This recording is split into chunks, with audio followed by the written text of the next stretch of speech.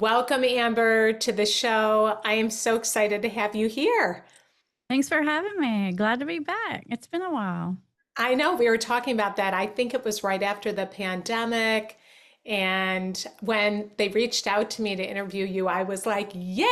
I was like, yes, because I just learned so much from you and the moms that how I heard about you actually was from another mom reaching out to me and saying, you have to check her out.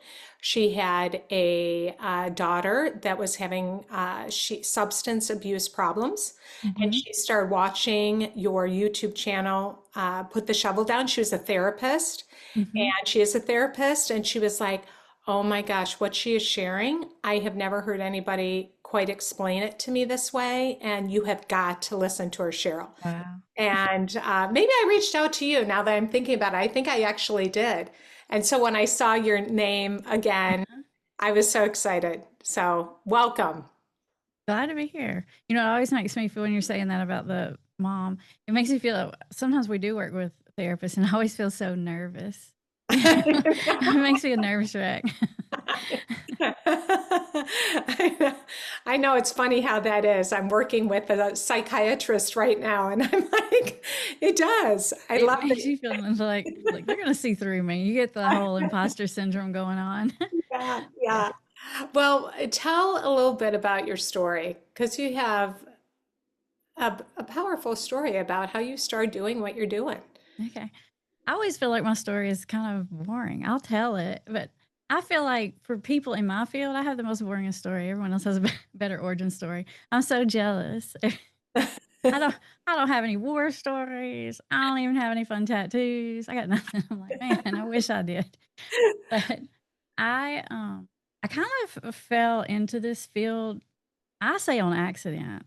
Not too long ago, I was doing a podcast with a person who's a therapist who does podcasts, and he like had a little therapy moment with me. He's like, "Don't you think you subconsciously felt like looked for this?" And I was like, "I think you might got me." He gave me a little therapy moment, but I'm not in recovery myself. That's usually the first thing people want to know. And when I was a brand new baby counselor, I used to be really kind of intimidated about that. And one of the first programs I ran was a teenager program, and they would ask me that, and I would say, "I'll tell you when you graduate and become a mentor." And by the time they graduated, it didn't matter. Like they would ask me, and then I would tell them. But you know, I was in then, so it was good. That was my whole system. But now I'm pretty open about the fact that I'm not in recovery. In fact, I feel like it's ultimately what's helped me um, with getting good at the things that I'm good at because I feel like because I'm not in recovery, and honestly, they don't teach you how to do this in counseling school. I know people think they do, but they really don't. they they don't. Um, so I'm not in recovery. You don't learn it in counseling school. And so for me, I think it ultimately became an advantage because I didn't have a story to project onto people, which Oh, means I listen to people sort of differently. Because I think sometimes when you have your own story, there's a lot of benefits to that. Like I'm jealous of that a lot of times. But one thing that can happen is that you project your own story onto other people and you think, "Oh, I know what you're thinking. I know what you're gonna do," because it's like I thought that too. And it's easy to sort of miss the individual parts of what people are trying to tell you. So I feel like ultimately it's to my advantage because I listened to people differently to understand them without any kind of "I know what's really going on here" thought.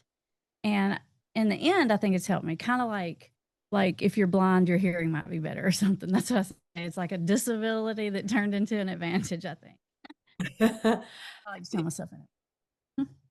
yeah, isn't that interesting? It's kind of like what we all do, that projection piece where we're listening, and as especially as moms, and we put so much on our kids from our own experience, and we interpret what they might be going Mhm. through our own lens. Mhm. And I work a lot on that with moms because they'll be like, oh, my son, he's not being social and I think he's getting left out, and they will worry about that.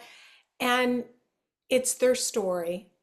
about Mhm. how they felt when they were left out as a kid and they didn't feel like they had any friends. So that's kind of like helping them to right kind of sort that out and what would that Yeah. like for them. And then a Yeah. lot of times they just have an introverted kid that Mhm. is trying to figure things out. And so and being able to just listen without Mhm. all the stuff that can come up for us. Yeah. That's exactly right, because I didn't have any I didn't have any context or background to, like I literally, when I first started, I didn't know what I was doing at all. Yesterday, I was talking to a client, and he's, like, in his late 20s or something. He's doing great, and I've been talking to him for a while, and he's trying to figure out what he wants to be, ultimately what he wants to do for a career. He's in recovery, and he said, "Well, you just found what you're good at." And I said, "No, wait a minute, hold on."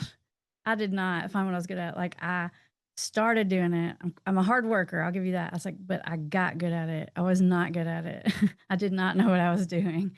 It's not like a natural skill or something that, a talent or something, but it is learnable. And I think that's the good news, because if I can learn it and I'm not in recovery, I don't even have any cool stories to impress anybody with, and I can get people to want to get sober, then you can too. It's a learnable skill. It really is. And so in the end, I feel like it's kind of good news for people to hear that. Oh, yeah. So there's a lot of hope that you can learn these That's skills. right. It's really just strategy, and it's knowing what is going to happen, what's happening 5 steps down the road, and getting ahead of it. And you have to sort of get out of that, like putting out firefighter mode, where you're just dealing with crisis of the day. You got to be looking down the road and get ahead of it. And I do think that you can influence people. You hear people say all the time, like, you can't make somebody change. You can't make somebody get sober. I'm like, people been sending people for me 20 years wanting me to make them get sober. Not that I make them get sober, but you can set the conditions that make it a lot more likely. Yeah, Yeah. influence, influence. Influence. Yeah, influence. Yeah. Well, you talk about that the saying goes that they have to hit rock bottom That's right. to That's the change. And saying. you're like, nope, nope. So explain that. Well, I mean, that thought doesn't come from nowhere. There is a little something to it, and that is that people have to get uncomfortable before they're going to want to change something. I mean, it's if it's all working for them, it's all pros and no cons, they're probably not going to change no matter what you do. But so it is true, people have to get uncomfortable. And it is true that people usually start to consider changing right after something crappy happens. I call them little moments of clarity, but there's like a bunch of them, honestly, a bunch of little bottoms. And it's like, what makes this bottom catch for this person this time and they get sober, long term versus, the 10 times that happened before that and they stayed sober a week or 2 days or something like that.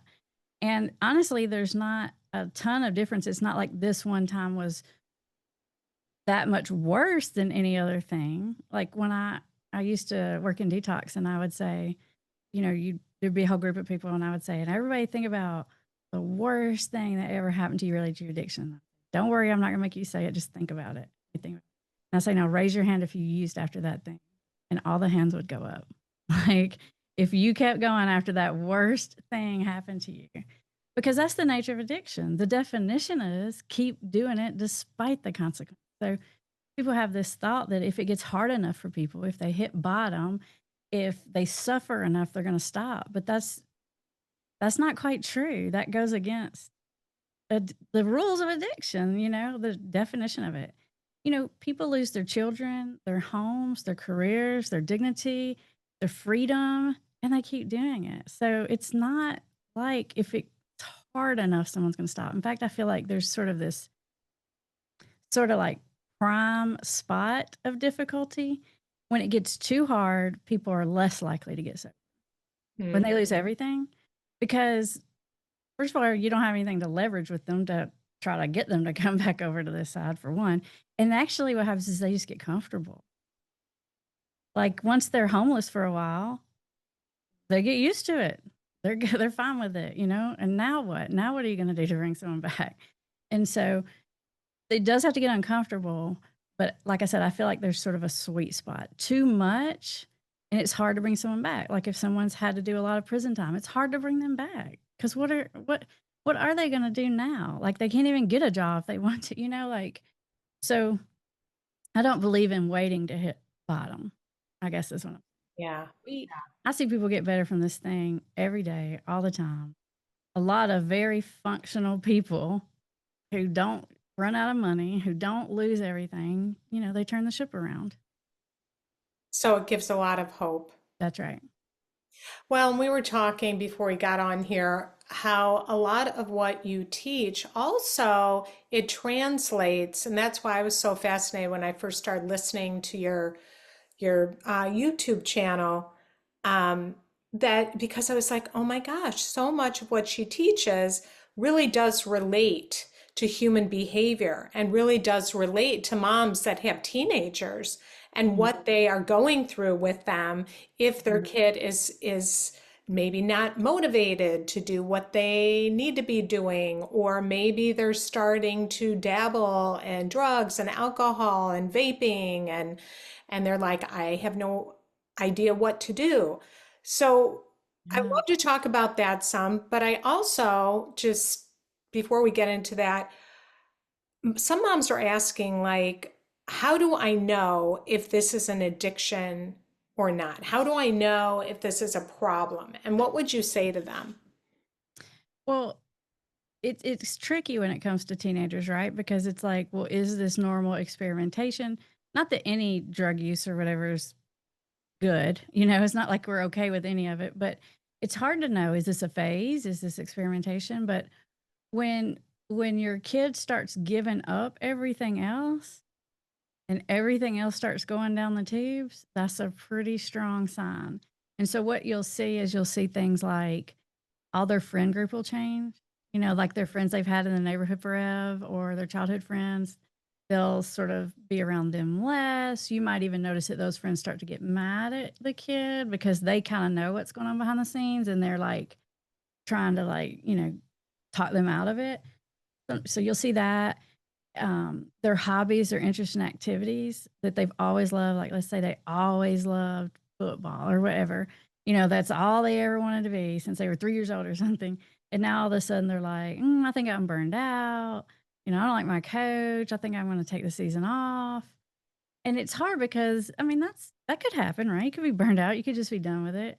But when you start combining a lot of these things together, like the friends are changing, they're not really interested in their old interest anymore. You know that they're doing some experimentation.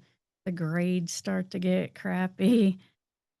When you put, one sign is that can be explained away. But when you just start getting a collection of them, that would make me nervous. Hmm. Yeah. So what do you think? These are some stories that I hear. So my kid is smoking pot up in their bedroom. Yeah. Told them no pot in the house. Right. They keep smoking pot in the house. Yeah. So should I confiscate it? Or, what do I do about that? It's really a difficult question. If it wasn't an underage kid, like if we were talking about adults here, I would say my answer to that would be no, because that's not going to do any good. Like it's common for people to say you can't have drugs in this house, which sounds reasonable, but doesn't work if you're dealing with someone with an addiction. I'm like, if you think you have an addict living in your house and they don't have drugs in your house, you're lying to yourself. Because they're not going to be that far separated from drugs from where they live. Like, like, because you'll hear people say that, like, you're going to do whatever you're going to do, but not in my house. I'm like, that's not happening. So if it's a teenager, it's a little bit more complicated because even if you're in a state like where weed is legal, it's not legal for your kid that's underage. So I think you have to decide if you're going to confiscate it, why you're confiscating it. Because I promise you, confiscating is not going to make them not do it. So Mm, if that's why you're taking it, then you got to get really honest with yourself because what that's going to cause is they're just going to get sneakier with it. mm, mhm, Right. mhm. Now, you can say to your kid if you want to, like, if I find it, I'm going to confiscate it. I'm just going to throw it out because I don't like that or whatever. And that's fine if that's where you stand on it, but just realize that that's not really going to stop the problem, right? Like that may be something that you've decided to do, but it's not going to make your kids stop. Okay, so don't come at it where you think, okay, I'm just going to be throwing their pot out and then therefore they're going to stop doing it. Right. And definitely don't say, because a lot of times it's our inclination to do something like, if I find it in this house, I'm going to call the cops. I'm like, first of all, I don't believe you. I don't think you're going to do that. And now you put out a bluff and you're going to get caught on that bluff. That's my first thought. You're going to get caught on that. And even if you did do that, and let's say you found drugs, you called the cops, it's very doubtful that they're going to really arrest your kids. I mean, cops will give your kid so many chances. You'll be mad your kid gets so many chances. You'll be like, are you kidding me? Like, I promise. They'll get more chances than you think they should get. They really will. But even if they came in and just, maybe you have a best friend that's a cop or something, you just got them to come in and just lay down the law and give it to them or whatever. The kid's still not going to learn a lesson. What they're going to learn is, I can't believe you had your own son, daughter arrested. Like, what kind of mother are you? That's what they're going to learn from that. So the thing about the uncomfortableness and the hitting bottom, where that sort of intersects with this, is the formula that works to get people to start to recognize it is it has to be a consequence outside of you. If it comes from you, if it can be tied to you, even if it wasn't really you that called the cops, if they think it was because of you, if they think they failed the class because you called somebody and told them they cheated or something, then they're not going to learn a lesson. They're just going to learn, I can't believe you did that to me. They're going to harbor resentment, and that's going to fuel their self-pity, which is going to fuel addiction. So the key is, if what you're trying to do is get them to quit, is to allow the natural consequences, the ones that come from the world. Those are the ones that come from you are perceived as punishment, and people don't learn from punishment. Mm-hmm. And do you see that also and I'll say moms because Mm-hmm. that's who's listening, when we do those things in an attempt to try and get them to stop, that it even creates a greater resistance and then they don't have to feel it anymore because then they can turn and blame us. Exactly, right. Yeah. You become the villain in the story, the bad guy, as I call it, and it's like a distraction. And now they can just focus on, you know, instead of focusing on what they're doing wrong, it's, I can't believe you went in my room and searched my stuff. Then it's all of a sudden you're the villain, you're the bad guy. And as long as you're playing the bad guy, it lets them not have to look inwards at themselves to see what they're doing to themselves. So if a And mom, moms are the prime target for that. Let me just add that. oh yeah, yeah, Number one target is mom yeah, every time. yeah, Not sometimes it's dad, but it's mostly mom. yeah, They suck yeah. you into that villain role. Oh my gosh, they just get you. Yes. Yes. Thank you for saying that because some moms just need to hear that and have that be normalized because what I find is then moms blame themselves. They turn on themselves and they think, Right. I'm failing, I'm a bad mom. And Yeah, listen, you do not, parenting is not turn your kid to the, unless you are doing drugs with your kid. If you're doing drugs with your kid, then I'm gonna say it's on you.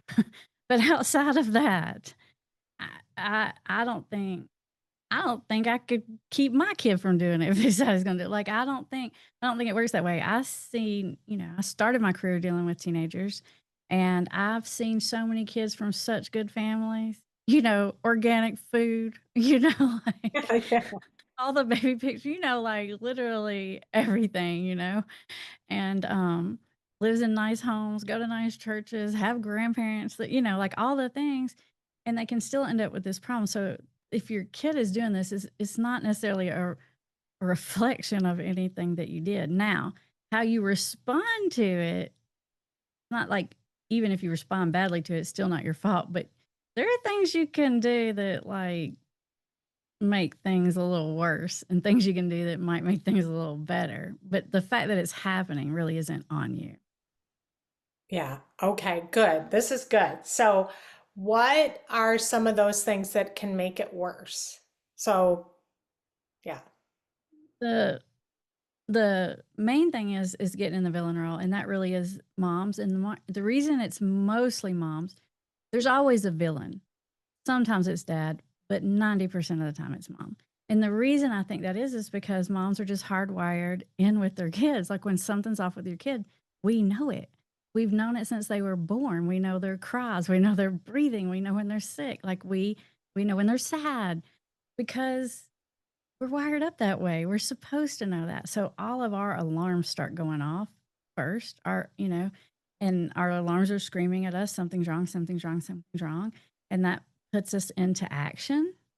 And then we want to fix it, solve it, figure it out. And that's how you end up getting in the villain role. I mean, it's a very natural response. I mean, you're just doing what you're wired to do. It just, in this particular instance, backfires on you. Okay, so that's the biggie. That's the biggie. We're stuck in the villain role. So if you're like, ugh, I'm definitely the villain, how do you get yourself out? That's tough because once they got you in the villain role, I mean, maybe not consciously, but definitely subconsciously, they want to keep you in the villain role. They don't want to let you out. They'll pick a fight with you. I call it a fish hook. Like they're just throwing a fish Oh hook at yeah, you, yeah. trying to make you bite The it. bait. Like they're picking a fight with you because they're trying to have a reason to walk out the door and get mad and do whatever they wanted to do. And so it's really it's hard to get out of that. But what you have to do is you have to like what I would call like drop the rope. Like I used to have a friend, he'd say, sometimes the best way to win tug-of-war is to drop the rope. And so you drop the rope on that and you say, you can have conversation with your kid about it, but I wouldn't have too many of them. Because even just trying to have a conversation will put you in the villain because they're going to get defensive and then they're going to get nasty with you. And then that's going to make you defensive. And then you're going to end up sucked back into it before you know it. So you want to whenever possible, you want to respond to the problems they create for themselves with empathy. So the formula that works is you want to let the world do what the world does. If they're failing class, you want to let them fail class.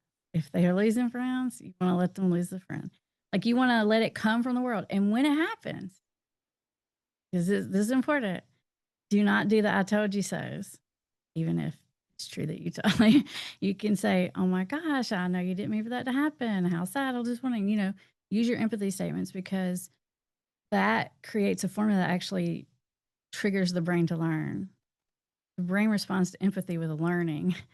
When you respond when they're in trouble, it just responds with being defensive. And that's just human. I mean, we're all like that. I mean, if you think about something you got called out for, even you knew you did it, you have a natural defensive reaction. Now, depending on your personality, will determine whether you say it out loud or not. But I don't care your personality, you're going to have a defensive reaction in your head. So either which way, even if you know you're in the wrong, it's just the way. I mean, it's just normal human, right? And so you want to think strategically about what you're making them think. They don't have to say the right thing to you. But if you ask a question, if you say certain things and you want to trigger their brain to think what you want it to think, you don't want to say something that's going to trigger their brain to give any evidence against what you want them to think. So don't say things like, weed is a gateway drug and it's going to lead you to this. And my brother Jackie and he ended up on heroin. Because immediately, I mean, all that can be true, but immediately they're going to start thinking how you don't even know them, how you're overreacting. You think everybody's doing heroin because that's a natural reaction. They're going to start defending themselves in their head. And the more they think it, definitely the more they say it, the more they believe it. So it's when you do that, you're causing them to like reinforce their own not good beliefs. Okay. And when you say the not good beliefs, you mean about themselves? I mean, about the problem, like you reinforce their denial.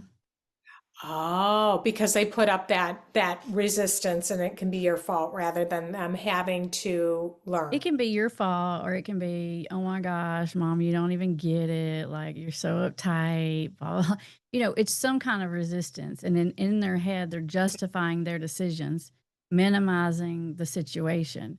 And that's, if what you tell yourself, you believe. And so that's what they're telling themselves every time you do that. So it's causing the opposite of what you want and what you intend to. It's kind of like, it reminds me of like maybe seeing a cartoon or something. I don't know, somewhere along the way. It's like, well, if you had them for your whatever, your wife or your mom, you'd be drinking too. Kind of like that. Like it's Exactly like almost, that. creating this, well, gosh, of course I have to drink. Look at what I'm dealing with at home or Right. whatever it is. Yeah. Or, when it comes to kids, it's like, oh my gosh, mom, you're so uptight. Johnny's mom, she doesn't even care. You know, Other moms, they don't care. You're the one making a big deal. It's just the defensive Yeah. thoughts and go in Defensive any way. direction, but it's just reinforcing their denial. Okay, this is great. I'm loving this. It's so helpful.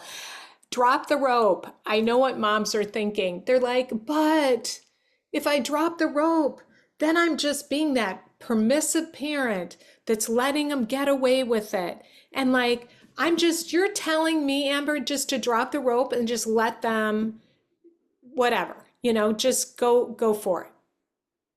I mean, first, let me say this because I don't want to come across like I know everything and do everything right. I have a 14-year-old son, and I can't resist telling him to brush his teeth every night, I even know. though I know I need to stop. So I'm not saying this because I'm like judging you. I 100% get, I'm like, you need to brush your teeth, you wash your face. That's all. And so it's like our joke now. I'm like, night, brush your teeth, wash your face. It's like, because I can't, even though I know that that's ridiculous. It's just my button. I don't know why. So I get it. Like I'm right there with you. Like we're in this together. So I just want to say that, but it just take me back to the original question. I think I got myself lost, Cheryl. Well, I mean, I know what moms are thinking because Oh I yeah, remember going through this permission. with my Yeah, daughter, and thinking, well, I don't want to, aren't I just being permissive? Aren't I allowing her to get away with something? And so what do you say to that? it's kind of like I mean, when you say that, it kind of reminds me of like having the whole birds and bees conversation, Oh, right? yeah. It's like I just got the email, which I get every year from my son's school saying, hey, in 2 weeks, we're doing the whole sex ed lesson or whatever, and if you want to opt your kid out, you have to come opt them out. Otherwise, they're required to do it or whatever. And, that's not giving your kid permission to go do that. But it's like, I'm not going to be an idiot and put my head in the sand. You can say, I think that's a really bad idea. And here's why I think that's a bad idea. But also, here's some things I want you to know about that because you gotta be realistic with it. And I think every kid knows like when it comes to like the sex conversation, they know their parents are not like supporting that unless you're like actively, you know what I'm saying? Like Yeah, your yeah. kid knows where you stand on it. Like everyone that comes to see me knows where I stand on their drinking and drug use. It's not a secret, but I just don't fight with them about it. And they don't feel judged by you. Right. Because you give them empathy. Right. Yeah. So how can how can parents develop that empathy? Because I think it becomes, so we might be the villain, but the kid becomes the term, and some moms might not have heard this before, is like the designated patient of the family, where Oh it's yeah. like this kid is the problem. And if we could just fix this kid, then our whole family would be happy. But Right. they're the ones. And when you feel that way and your kid's difficult, and if you were really honest, you're not even really liking them. You love them, but you're not really liking them. Yeah. How can they show empathy? Like, what's the kind of the process of somebody like you sitting there and you see them through a different lens? And so I want to help moms Yeah. see their kids if they're struggling through that lens. I mean, you might not agree with how your kid is handling situation, but you can probably empathize with their situation. Like maybe your kid is just using because they think it makes them cool and they fit in, right? And you don't agree that that's a good way to be cool and fit in. I get that, but you can empathize with what it's like to feel like an outsider and to want to fit in, right? And you can say, yeah, I kind of remember what that's like, and it kind of does suck or whatever, There is a lot of pressure and you do have to make hard decisions. You can empathize with that part, and that's not condoning saying, okay, well, you're off the hook, you can do whatever. But just that empathy with seeing where they're coming from. helps them to take their guard down and helps them to think more clearly and allows your influence to come through. Okay, so like looking at it more from there's something that they're struggling with. And Right. if we can be curious about what they're struggling with, then we can have greater empathy, thinking of it like they're not meaning to be difficult. They just have a bad solution to a problem, but you can empathize with the problem probably because it's probably something, fairly universal. Maybe Mm-hmm. it's I want to fit in. Maybe it's I think it's going to make my anxiety better. Maybe it's I just wanted to try and see what it's like. It's curiosity. Maybe, maybe it's, any number of things, but you can understand that and where Hmm. they're coming from with that without agreeing to their solution. Yeah, that's helpful.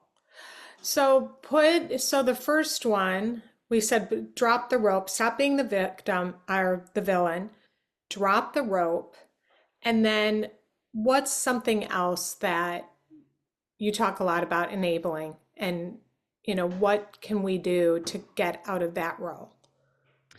Well, the most enabling thing you can do is be the villain. It's much more enabling than all the things that people think of. And the reason I say that is because, most people think about enabling as in like maybe like giving someone money or something. And I'm like, yeah, sure. If you give someone $20, I guess that's enabling. And they might go out and use with it. They probably will. But $20 isn't going to make or break anyone's addiction. It's gone in 5 minutes. But if you act like a screaming fool and lose your mind and become a lunatic, they will literally use that against you and use that as a reason to keep using for 15 years. They'll be telling some counselor that same story about how you wrestled their keys from them or you told them they're messing up their life or whatever it is that you did. So I call it like the emotional currency to keep using. And they use it over and over and over and they won't let go of it. So I'm like, is giving, somebody money enabling? Sure. But the most enabling thing you can do is let them make you the villain. Like, you gotta be like, no, I'm not gonna be the villain in this story. Yeah, I'm not gonna be your reason. That's what you gotta think. Okay. So do you just become you start empathizing, but how do you become like the nice guy? That's my thing. How do you become the opposite so you get out of the way? You drop the rope, then what? I mean, it's not really like you have to let them run all over you. And it's not like you have to fix everything. You can say, I hear what you're saying. Like you're doing that because your girlfriend does it and I get it. But just so you know, if this happens, I'm not gonna fix it for you. And they'll understand that. They'll be like, all right, I get that. And so you don't have to be a pushover to be empathetic. What they want, what really works is just they just want to know you understand them and you understand where they're coming from. And when someone feels like you understand them, you have what I call credibility with them. Mm-hmm. Nothing you say matters if you don't have any credit. I call it, and we talk it like in our invisible intervention program, we call it building credit like your credit score. Like, and I actually teach you how to like calculate it. If you hear say these things, you get this many points on your credit score. And I'm like, you can't cash in no credit. So you're like at least like in your 700s. You're not getting no credit at this bank or whatever. And so the way you do that is you understand where someone's coming from. And when someone feels like you understand them completely, then your opinion matters. Kind of like, and it's like more than just like they know you love them. Of course, they know you love them. That's great. I mean, sometimes kind of pain in the butt when someone loves you. It's a little bit of a burden sometimes, right? Yeah. So that's not the thing. It's not the love. It's the you get me. And it's kind of like you may know your grandmama loves you, but you're not going to take her advice if you don't think she understands your dilemma. Right. And so it's about understanding your kid. And so when you can articulate what they're going through better than they can articulate what they're going through, you have massive credibility. And then your opinion matters. Yeah. And then you take the resistance out of the Hmm. way. Hmm. And then they really feel like you hear them, you understand them, and that Yeah. makes all the difference. And yeah. And it's not even about agreeing with them about everything, it's just about seeing where they're coming from and Yeah. understanding their point of view. And that works with people of all ages. And Now, that's yeah. kind of how I've had to do it with clients all these years, like when people say, "Are you in recovery?" what they're really saying is, can you understand me?" What they're really saying is, "Are you going to judge me?" That's what the question is. And you can bridge that gap. Your kid may be like, "Well, you probably never did smoke pot." I had somebody tell me this, like, "My mom," this is like a 30-year-old, finally admitted to me that she smoked pot one time. She told me my whole life she never smoked pot.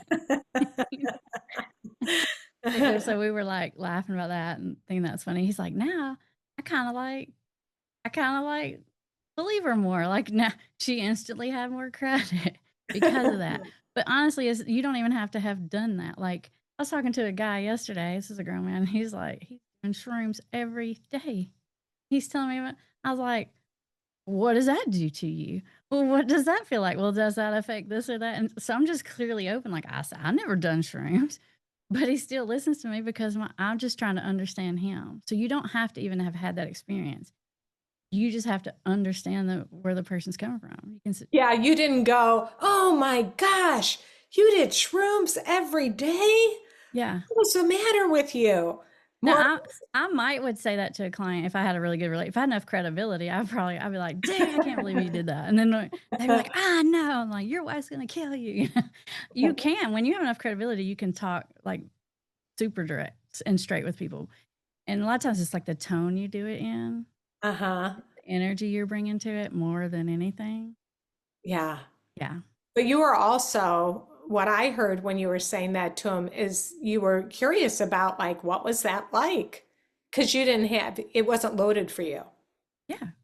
Yeah. I'm like, why are you doing that? What does it do for you? Like, and then when you can be curious like that, they'll just be honest with you. And once they start honest, they'll start telling you the things they don't like about it. Like once you get this guy I was talking about, then he's like, but I really know it's not good for me. It's really making me kind of depressed, because then they start pouring it all out to you. And now you're like, you're getting them to talk themselves out of it. That's the key. You gotta get them to talk themselves out of it. Yeah. I talk to moms a lot about so much of what you're saying. I'm thinking even in relationship, like if you're talking at your kid, my kids would always like have it was practically like they were trying to stick their half their body out of the car, you know, and just that I could tell getting that cred, like you're saying, they would start sitting upright because and they would actually lean more in the car Mhm. because they weren't expecting me anymore to like be, not that I still didn't do it some, but I was putting more deposits in the bank and they weren't expecting that backlash of judgment or that unsolicited advice. And so Mhm. they were like, they felt safer. Mhm. And I liked the analogy of like teens are like turtles. So they'll Mhm. hide in their shell, but if they know it's safe to come out, they start sticking their head out. And Yeah. the body language changes. Yeah, it's so important, Cheryl. I'm so glad you said that because if you see that body language, leaning away, rolling the eyes, arms crossed, jaw getting tight, I don't care how important your point is, you need to stop. Like, there's Yeah. nothing you're doing now other than digging your own grave. Like, I I mean, I know it's like hard and it's like, no, like you're gonna listen to me, but once they've shut down, once you see it, you're done. You're done. You're done. Yeah. Exactly. You've lost them. You've lost again, try again tomorrow. Like, Yeah. you're out. Yeah. You've lost them. So talk a little bit about boundaries Mhm. because so we're dropping the rope. We're letting them experience more of the natural consequences. You're listening, you're having more empathy, you're trying to see things from their perspective. And I loved when you talked about boundaries because what then moms try to do is then they're like, well, I was just talking to one mom recently and she's like, you cannot leave. You're grounded all weekend. You cannot leave. Mhm. She's like, I don't know what to do. He's out I think he's 16. No, he's 15. He's out the door. And she's like, well, I can't do anything because he just leaves. And it's like, well, yeah. So, speak to that. I mean, gosh, that's so important because when they get to a certain age, And they know it's all a bluff anyway. They kind of figure out, like, Yeah. once they get to a certain age, like, what are you gonna do? Like, wrestle them down? Like it's a 16-year-old son or something, but the way I think about it is boundaries are rules you have for yourself. Most of the time when people say the word boundaries, they're really in their mind thinking of rules they're setting for other people, whether it's for your kid, your husband, your workmates or whoever. You're saying the word boundaries, but you're really setting rules. You can't talk to me like that. You can't leave this house. Those are rules.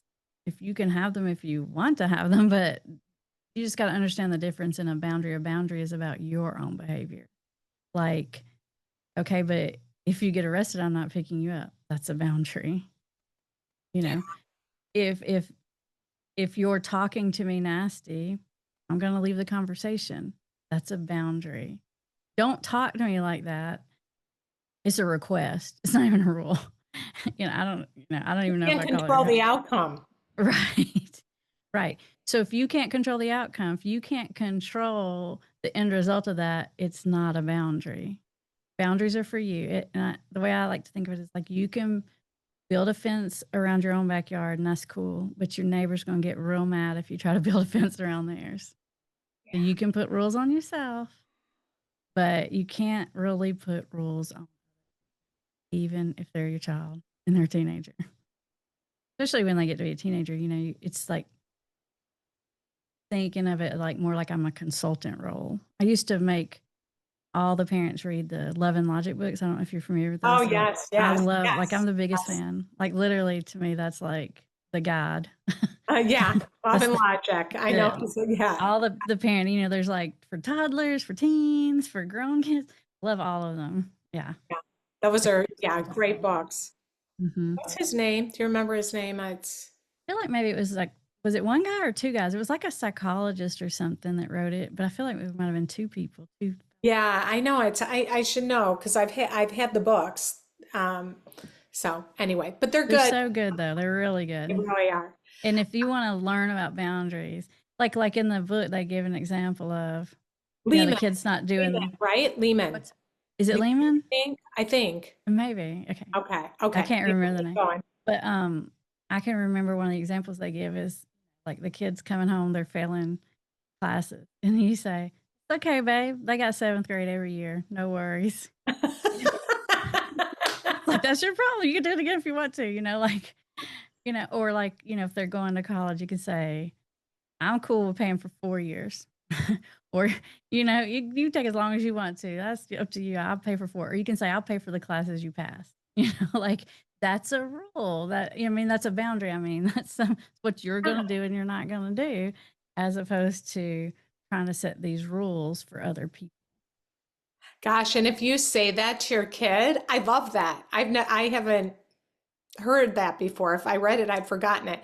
But I love that because that puts it totally back on them. You see, you say, oh, you can redo seventh grade. That's okay. That's going to scare them to death. You know, They're gonna think they're gonna see the natural consequences kick in. Then like, oh my gosh, that'll be so embarrassing. What will my girlfriend think? Like that's what I mean by let the world be the bad guy whenever possible, right? yeah, rather Um, than us like tell them why they need to study or do yeah. this or do that. Yeah. Right. Yeah, like in the Love and Logic books, what they talk about is like you're letting your kid make their problems your problems. You're taking their problems for them is what you're doing instead Yeah. of letting them solve problems, letting them have their own problems. Wow.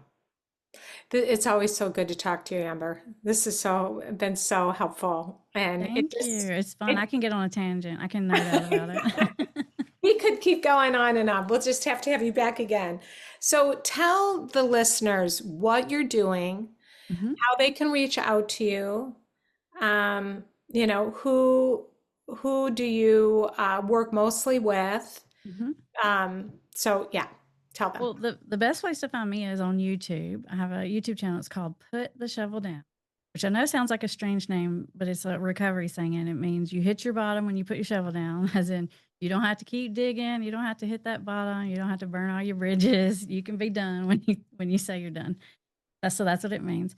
And on that YouTube channel, there is all kinds. There's literally over 1,000 videos now, and so there's playlists for parents, there's playlists for spouses, there's playlists for people who are trying to conquer addiction. Because we like to look at it from every angle, and there's a playlist on there, I think called "If Your Kid Is Smoking Weed, Watch These Videos" or something like that. There's even like a playlist like that because that's such a common one when it comes to teenagers. Okay, great. And then they can reach out and consult with you. They With your can, uh-huh. team, and then you will help families know those next steps if they need to have coaching. Hmm. Yeah, sometimes you just need to, and that's a lot of what we do these days is like, okay, here's my situation. This is what's happening. And we can kind of talk through it with you. We'll ask you a lot of questions about what's their personality like? What have you tried already? What do they care about? And help you devise a plan to get strategic on how to get from whatever point you are to the next point you're trying to go. Like if it's in denial, then it's from complete denial to recognizing maybe I have a problem. Maybe I have a problem to now I got to do something about it. There are all these little steps and help you get from one piece of that to the next. Okay, very helpful. Anything we left out? Any final words?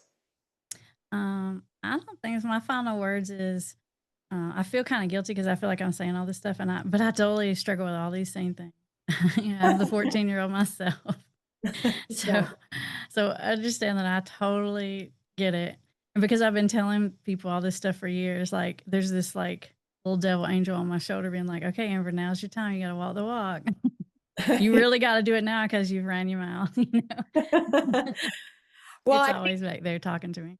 Well, I think that's the beauty of why you do what you do and what makes you so good at what you do is because you come from that humility place. And people that are going through it, whether it be parents or people themselves through recovery, Mhm. is you have a humility in it. And it's not like I have all the answers and you've got a problem and I have to fix you. Right.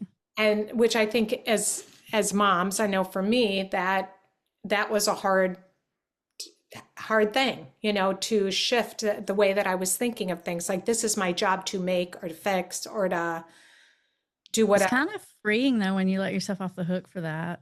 Like when you Yeah. really let go of that. Like I had a client the other day said, "What am I gonna do? How am I gonna get this weekend?" I said, "I don't know. What are you gonna do?" you know, Yeah, yeah, yeah. you I know. think I don't she's have to gonna make think it like up. I'm paying you for what or whatever. But the truth of it is people already know their answer. You could come with answers all day long, and they're gonna be thinking, yeah, but they, because they already know. Yeah, We do know. they do know. Yes. And Yeah, we know too. Yeah, we that's already, right. yeah. So we just have to create a safe place to be able to say it. Hmm. Yeah. So thank you, Amber, so much. Thanks for having me.